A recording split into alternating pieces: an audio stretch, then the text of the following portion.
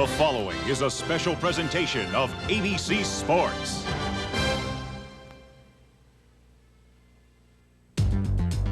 Walt Disney World, a place where fantasies come true. Today, the Magic Kingdom will turn a dream into real life for Indy Speedway owner Tony George. Walt Disney World and the Indianapolis Motor Speedway proudly announced the first event of the new Indy Racing League. For years, Tony envisioned a new series of racing, one with greater access for more teams, more affordable racing in the American style on oval tracks. Today, after years of planning, it's reality, the Indy Racing League. Great names from the world of racing are here, like Indy 500 pole sitter Scott Brayton or Indy track record holder Roberto Guerrero. No one has ever been faster at the Speedway.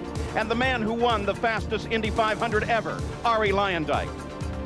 Along with the new breed, tutored now by the veterans, the stars of tomorrow, already champions in their own form of the sport. But the racing challenge is unchanged. Driver and machine against the track. The road to Indy takes its toll.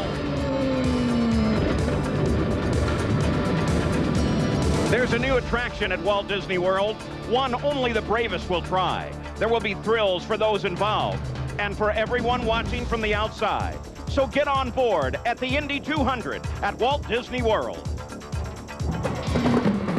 We're ready for the inaugural event in the Indy Racing League here at Walt Disney World. They began a while ago with the opening ceremonies with that most typical Disney flair, including the Florida A&M Marching Band.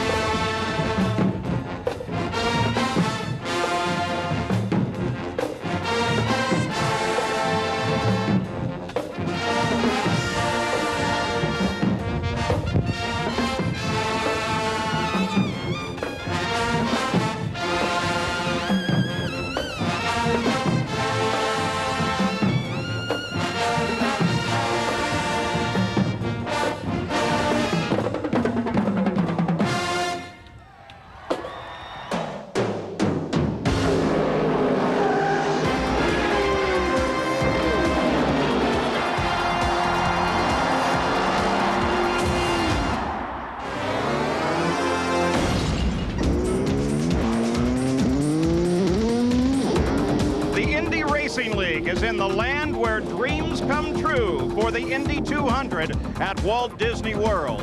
Today is the start of the road to the 80th running of the Indianapolis 500-mile race. Hello and welcome. I'm Paul Page, and this is the start of a great year in motorsports for us here at ABC. We've got so much to show you. Consider the Indy cars. Well, this year they will race in separate series. There'll be the IndyCar World Series, which you're familiar with, and the new Indy Racing League. And we'll have coverage of both right here on ABC Sports. Now, what is the Indy Racing League? Well, the IRL, as it is called, is a concept originated by the president of the Indianapolis Motor Speedway, Tony George. He envisions an affordable American oval track series, a league of tracks hosting the Indy cars. The rules for the construction of the cars, exactly like they were for last year's Indianapolis 500. And the Indianapolis Motor Speedway is very definitely a part of the league. This year, they have reserved up to 25 of the 33 starting positions in the race for IRL members, provided, of course, that they meet a yet-to-be-announced minimum speed requirement. And of course, the 20 cars that have qualified for today's race have already crossed the first bridge on the road to the Indianapolis 500-mile race. The IRL season will end at the Indianapolis 500, and so that means the 96 and the 97 season will have at least 5 great league events. And what does it mean for drivers and teams? Well, many of the drivers see this as a wonderful opportunity to show their IndyCar skills. Consider the story of the most deserving Buddy Lazier. Here in this inaugural event, he has his very first pole. Here's Jack Arute. Well, Paul, Buddy has competed in some 66 IndyCar type events, but for car owner Ron Hemmelgarn and Buddy Lazier, first pole position, his dream has already come true. But Buddy, you're going to try and make somebody else's dream come true today as well. Well, yeah, that's right. Our team owner, Ron Himmelgarn's father, is in a bit of a battle, and so we sort of attributed this race to him. He's in fact dedicated his efforts today. He said he'd like to make his dream come true for Himmelgarn. Now, the man that was supposed to be and had earned the outside pole position, he saw it go up in smoke yesterday with only 4 minutes to go in the final practice.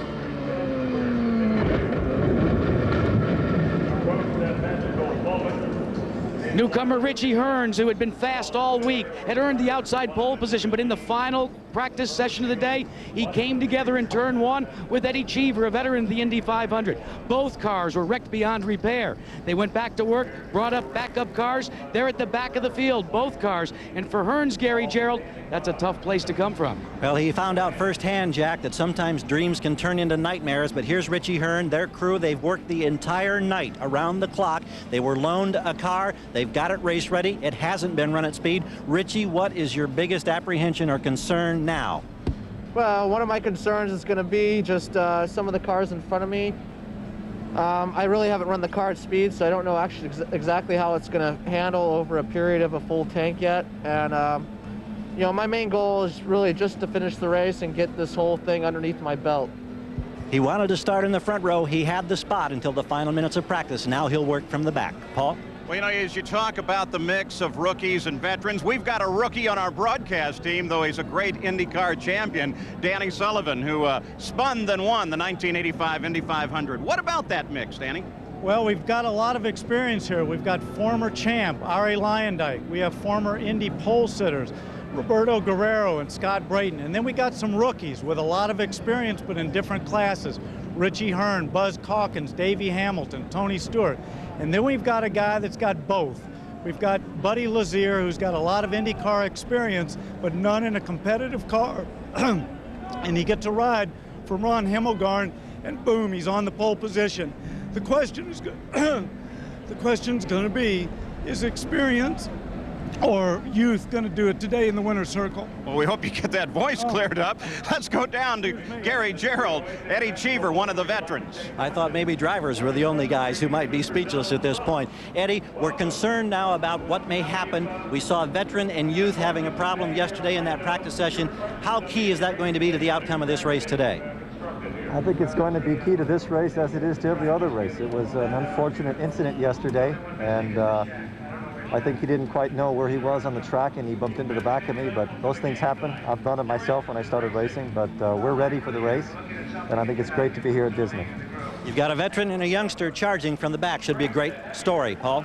Of course, we've got a veteran on our team, three-time Indianapolis 500 winner, Bobby Unser. Bobby, what about this track? Well, it's a tri-oval, but I'll guarantee you one thing. It's got 3 totally different turns with different personalities, Paul.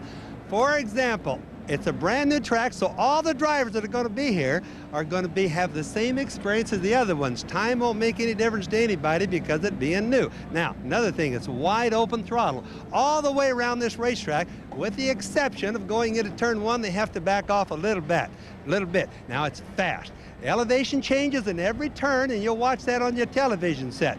Number 3 turn is probably the hardest because that's where we've seen most of the accidents. Number 1 turn should be where we see most of the passing. All in all, though, hey, it's one nice racetrack. Of course, part of the deal here is to try and create some new race fans. There is one of them, Michael Ovitz, the president of the Walt Disney Company. He was down here when the track first opened, and he was excited about coming back and seeing this race right in the middle of Walt Disney World as you look across the Seven Seas Lagoon to the Magic Kingdom. We'll be right back.